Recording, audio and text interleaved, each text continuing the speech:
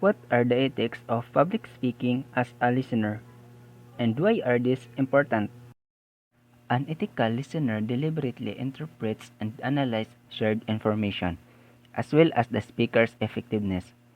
Good listeners try to show respect for the speaker. An ethical listener provides ethical feedback when attending public speaking activities and listens to the speech critically. Ethical feedback shows respect to the speaker while being honest. When giving ethical feedback, this is also serves as a complement for the speaker's message or to his/her execution while pointing out weaknesses and offer suggestions for improvements at the same time.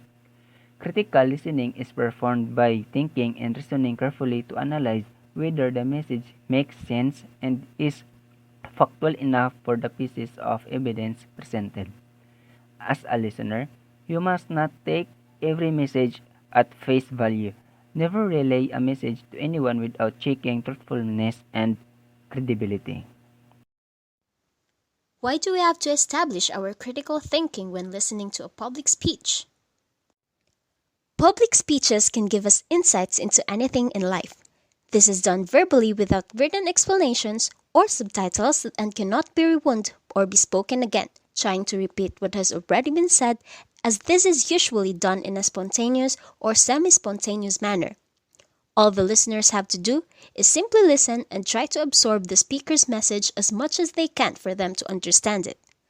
As a listener, thinking critically is an important technique to understand the speaker's message fully, for it to become a part of your knowledge which might be used or applied in various situations in life.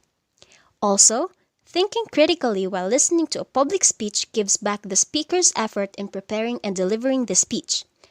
But being a critical thinker must not just only be possessed by the listeners, but also by the speaker.